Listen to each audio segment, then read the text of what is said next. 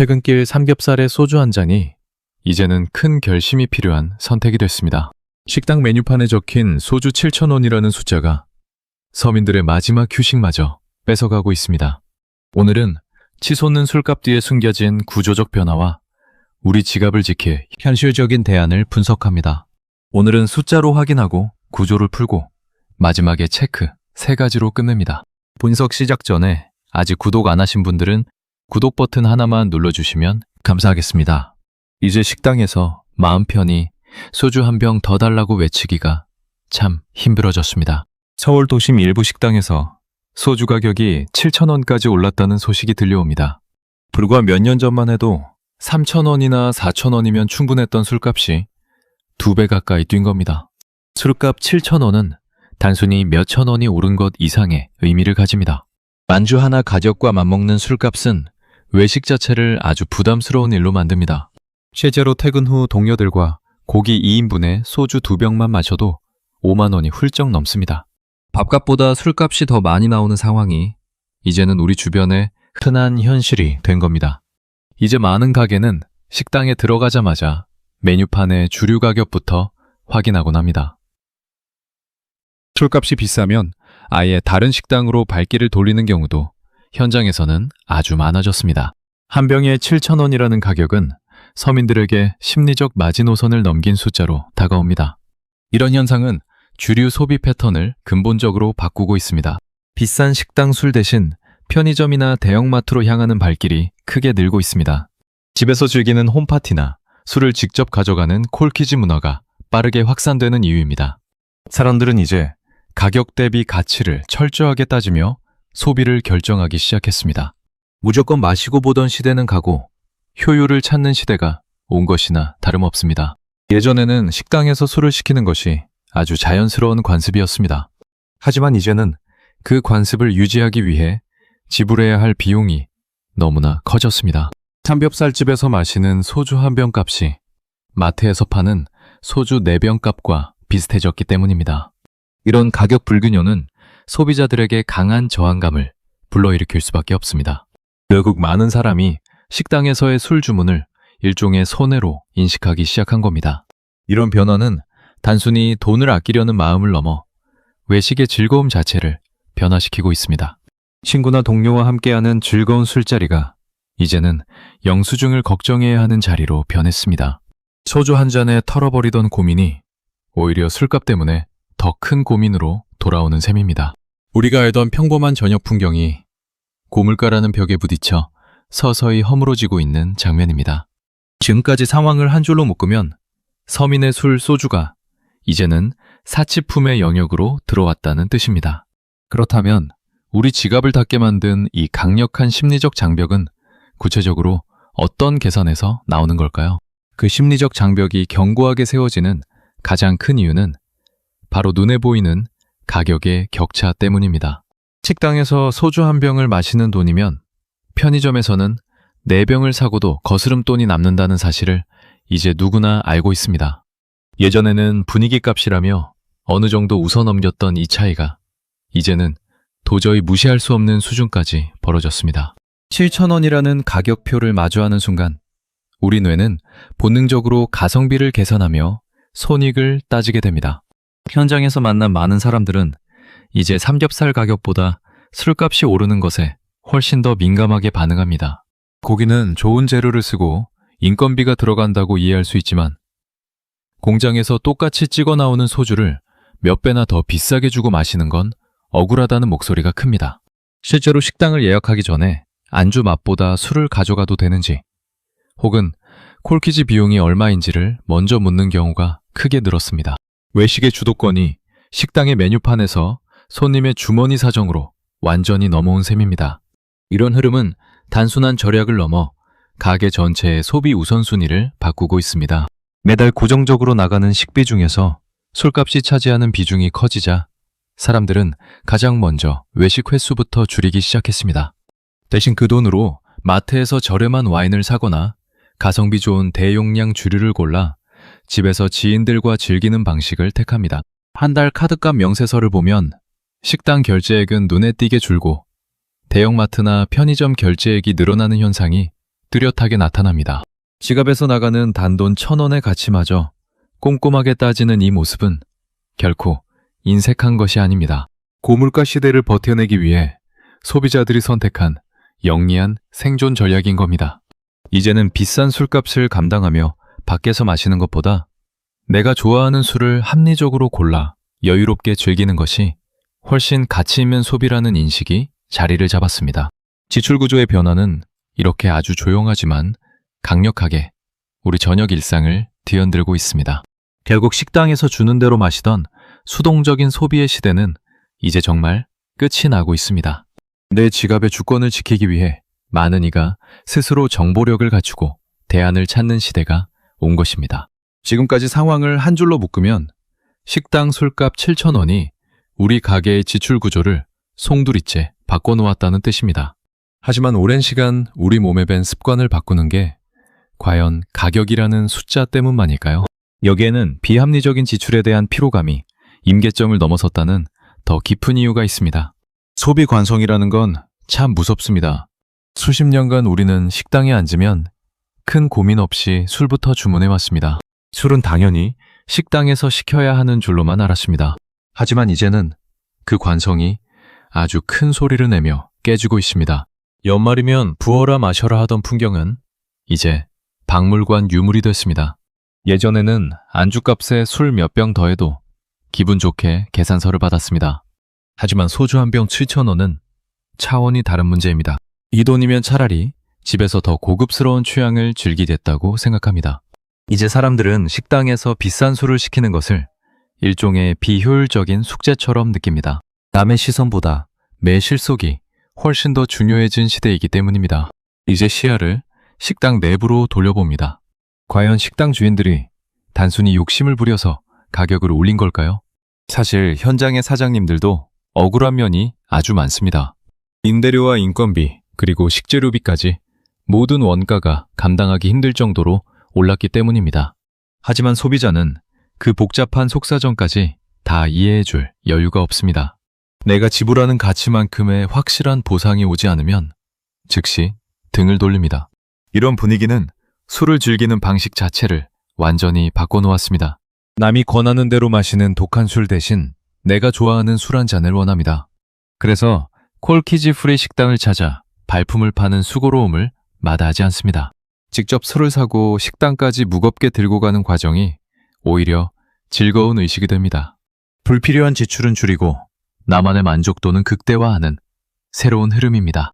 이것은 불황이 만든 일시적 현상이 아니라 주류 문화의 거대한 전환점입니다. 우리는 이제 고정관념에서 벗어나 아주 냉정하게 시장을 봅니다. 식당이 제공하는 과거의 편의성보다 내 주머니의 안녕이 훨씬 소중합니다. 수십 년간 이어진 한국인의 술자리 습관이 근본부터 뿌리째 흔들리고 있습니다. 이제 사람들은 조금이라도 더 합리적인 선택을 할 수 있는 곳으로 빠르게 이동 중입니다. 그곳은 비싼 식당 테이블이 아니라 우리 일상과 가장 가까운 진열대입니다. 정리하면 당연했던 술자리 문화가 이제 철저한 실리의 영역으로 들어왔다는 뜻입니다. 그렇다면 우리가 식당 대신 찾는 그곳에는 어떤 가격의 비밀이 숨어 있을까요? 누구도 말해주지 않았던 대형 유통사들의 엄청난 유통마진 계산법을 확인해야 합니다. 유통마진이라는 단어 속에 우리가 식당을 외면하고 편의점으로 향하는 진짜 열쇠가 들어있습니다. 식당 사장님이 술 한 병을 팔 때 남기는 이윤과 대형 유통사가 술을 팔 때의 계산법은 근본적으로 다릅니다. 이 차이를 명확히 이해하면 왜 우리가 편의점 매대 앞에서 훨씬 더 가벼운 마음으로 지갑을 여는지 그 이유를 알 수 있습니다. 한 대형마트에서 최근 출시한 700ml 분량의 스카치 위스키 가격은 9,990원입니다. 우리가 흔히 가는 식당에서 위스키 한 잔을 하이볼로 주문할 때 내는 가격보다도 저렴하거나 비슷한 수준입니다. 이렇게 말도 안 되는 가격이 가능한 이유는 유통사가 해외 양조장과 직접 계약해 물량을 대량으로 들여오면서 중간 마진을 통째로 걷어냈기 때문입니다.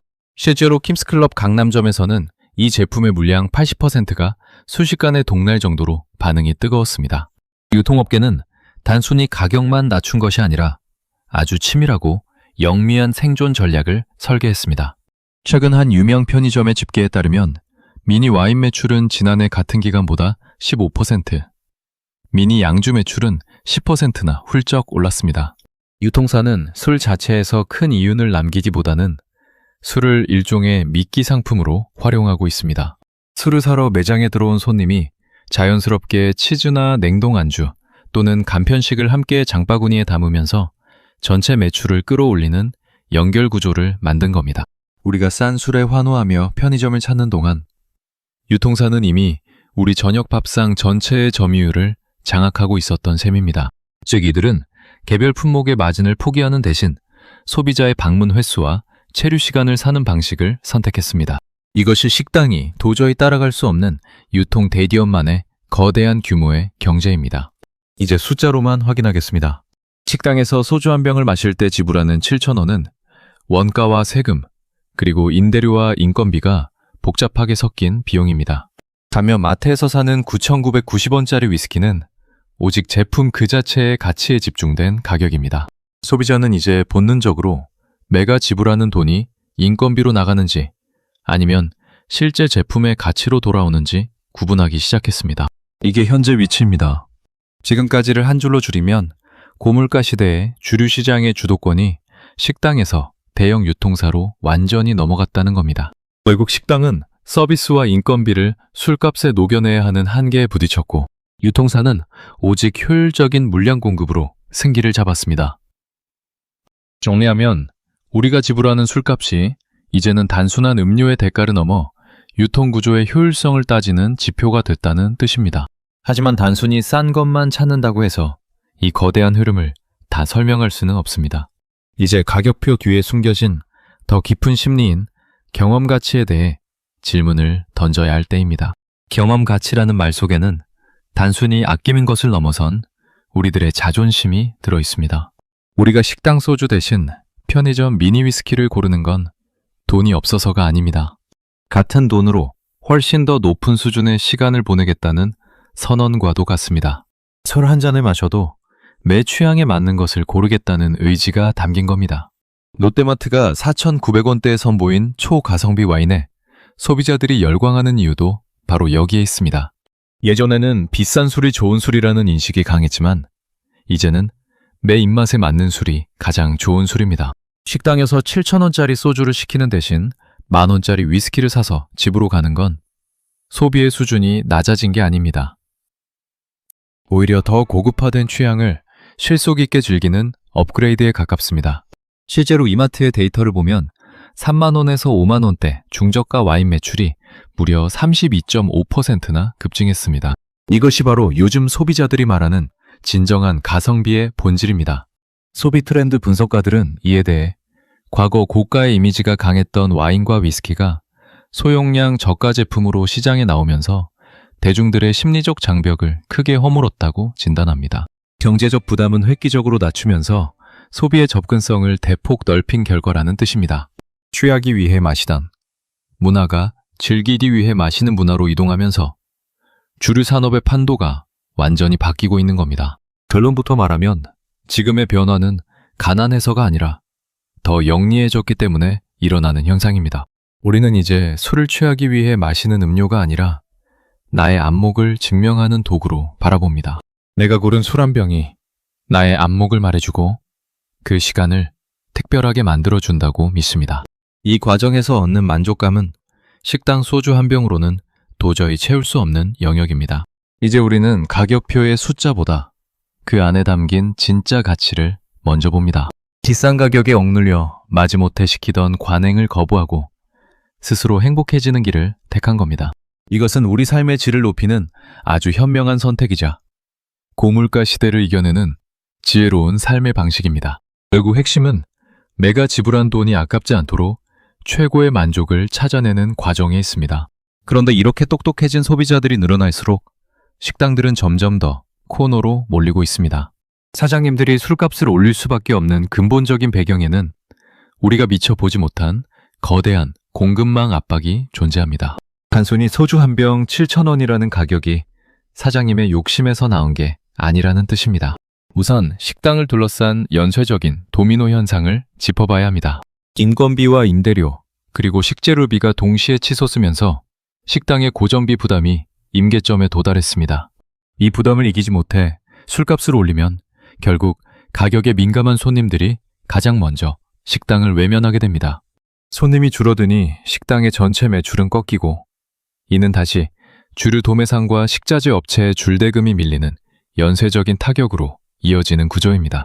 우리 동네 단골집이 하나둘 사라지는 건 이런 악순환의 결과입니다. 일부 사장님들은 콜키지 프리라는 승부수를 던지며 손님을 끌어모으려 애를 씁니다. 하지만 이 또한 술 판매 수익을 완전히 포기해야 하는 뼈아픈 선택입니다. 안주 하나를 더 팔아서 술에서 나오던 마진을 메워야 하는데 현실적으로 쉬운 일이 아닙니다. 결국 많은 식당이 문을 닫거나 혹은 직원을 줄여서 서비스 질이 낮아지는 또 다른 문제를 낳고 있습니다. 사장님과 손님 모두가 피해자가 되는 안타까운 상황이 반복되고 있는 셈입니다. 여기서 프레임이 뒤집힙니다. 지금까지 우리는 소비자가 식당을 떠나는 타당한 이유와 사장님들의 고충을 확인했습니다. 하지만 일각에서는 식당들이 인건비 상승을 빌미로 주류 가격에 과도한 마진을 붙여 폭리를 취하고 있다는 날카로운 비판도 공존합니다. 결국 이 논쟁의 결론이 갈리는 지점은 단순히 술값이 얼마냐가 아니라 식당이 제공하는 서비스와 분위기가 그 가격만큼의 가치를 증명하느냐는 본질적인 조건에 달려 있습니다. 현장에서 느끼는 위기감은 생각보다 훨씬 깊습니다. 누군가는 주류 제조사가 가격을 내려야 한다고 말하고 누군가는 정부의 세금 정책이 변해야 한다고 주장합니다. 하지만 거대한 경제의 흐름 속에서 한 지점만 바꾼다고 해결될 문제는 아닙니다. 이미 소비자의 마음은 움직였고 시장의 규칙은 새로 쓰이고 있기 때문입니다. 이제 우리는 이 혼란스러운 상황 끝에 어떤 미래가 기다리고 있을지 냉정하게 바라봐야 합니다. 지금까지 상황을 한 줄로 묶으면 식당과 소비자 사이의 신뢰가 가격이라는 장벽에 가로막혀 무너지고 있다는 뜻입니다. 그렇다면 이 갈등의 끝에서 우리 술자리는 어떤 모습으로 남게 될까요? 이제는 단순한 가격 논쟁을 넘어 우리 앞에 놓인 거대한 시장 재편의 시나리오를 읽어낼 차례입니다. 시장 재편이라는 거대한 파도는 이제 우리 앞에 세 가지 분명한 길을 보여주고 있습니다. 단순히 소주 가격이 오르고 내리는 문제를 넘어 우리가 저녁 시간을 소비하는 공간 자체가 재설계되고 있기 때문입니다. 첫 번째 시나리오는 술자리의 완전한 개인화입니다. 식당은 오직 밥만 먹는 곳이 되고 술은 철저히 편의점이나 마트에서 사서 집에서 즐기는 홈파티가 주류로 자리 잡는 흐름입니다. 실제로 인스타그램의 홈파티 관련 게시물은 200만 건을 넘어섰습니다. 두 번째 시나리오는 식당의 서비스화입니다. 술을 팔아 마진을 남기던 과거 방식에서 벗어나 손님이 가져온 술을 즐기게 해주고 자리세나 서비스 비용을 받는 콜키지 전문 식당이 대세가 되는 길입니다. 현재 콜키지 프리 해시태그가 달린 식당 홍보글만 15만 건에 달합니다. 이 숫자가 가파르게 늘어날수록 식당은 주류 판매처가 아니라 술을 즐기는 장소를 대여하는 공간으로 변모하게 될 것입니다. 마지막 세 번째 시나리오는 극단적인 양극화입니다. 아주 저렴한 가성비 술이나 아예 비싼 프리미엄 술만 살아남고 중간 가격대의 소주나 맥주는 시장에서 설 자리를 잃는 시나리오입니다. 시한이 확실한 사람들만 비싼 돈을 내고 밖에서 술을 마시고 나머지는 모두 실속형으로 돌아서는 현상이 굳어지는 장면입니다. 여기서 갈림길이 나옵니다. 어떤 길로 가든 분명한 사실은 우리가 과거로 다시 돌아가기는 매우 힘들다는 점입니다. 현재 지표 기준으로는 외식비 물가가 꺾이지 않고 소용량 주류 매출이 매달 10% 이상 꾸준히 늘어나는 조건이 충족될 경우 첫 번째와 두 번째가 결합한 실속형 소비가 가장 현실적인 흐름입니다. 결국 핵심은 하나입니다. 이제 소비자는 가격에 휘둘리지 않고 스스로 선택한 가치에만 돈을 지불한다는 사실입니다. 이렇게 급격하게 변하는 시장에서 우리는 어떤 눈을 가져야 할까요? 무작정 아끼는 것만이 민사가 아니라면 내가 중심을 잡고 상황을 통제할 기준이 필요합니다. 지갑을 지키면서도 삶의 질을 놓치지 않는 마지막 확인 단계가 남았습니다. 그럼 우리가 당장 오늘 저녁부터 적용할 수 있는 구체적인 판단 기준은 무엇일까요? 현재 지표 기준으로는 외식 물가 부담이 당분간 계속될 전망입니다. 소용량 주류를 선호하는 실속형 소비가 가장 현실적인 흐름이 될 것입니다. 우리는 지금까지 소주 7,000원 시대가 가져온 거대한 변화를 자세히 살폈습니다. 가격의 장벽 앞에서 소비자들은 더 똑똑하고 영리하게 변하고 있습니다. 이제는 막연한 걱정 대신 우리 지갑을 지킬 구체적인 방법이 필요합니다. 지금부터 여러분의 일상을 바꿔줄 3가지 체크포인트를 제시해드립니다. 먼저 외식 전에는 해당 식당의 주류 가격과 정책을 반드시 확인하십시오. 방문 전 정보를 파악하는 것이 가장 중요합니다. 술 반입이 가능한지 미리 묻는 습관이 매 소중한 지갑을 지키는 기준이 됩니다. 다음으로 대형 마트와 편의점이 제공하는 할인 품목을 적극 활용하십시오. 유통사가 마진을 낮춘 초저가 주류는 아주 훌륭한 경제 지표가 되어줍니다. 할인 주기에 맞춰 좋아하는 술을 미리 장만하는 습관을 꼭 들이시기 바랍니다. 마지막으로 술을 취하기 위한 수단이 아닌 소중한 경험 가치로 대하십시오. 양보다 질에 집중하면 식당 소주보다 심리적 만족도가 훨씬 더 높아집니다. 급변하는 시장 환경 속에서 주도권을 잃지 않는 것이 무엇보다 중요합니다. 비싼 술값이 우리를 조금 답답하게 만들 수는 있을 것입니다. 하지만 우리의 행복한 저녁 시간을 통째로 뺏어갈 수는 없습니다. 스스로 세운 확고한 기준을 통해 더 풍요로운 일상을 직접 만드시길 바랍니다. 주변 지인들에게도 이 지혜로운 방법들을 널리 공유해 보시길 권해드립니다. 오늘 분석이 여러분의 현명한 경제 생활에 든든한 가이드가 되기를 진심으로 바랍니다. 여러분은 이 상황을 어떻게 보십니까? 오늘 내용은 여기까지입니다. 다음에 다시 뵙겠습니다.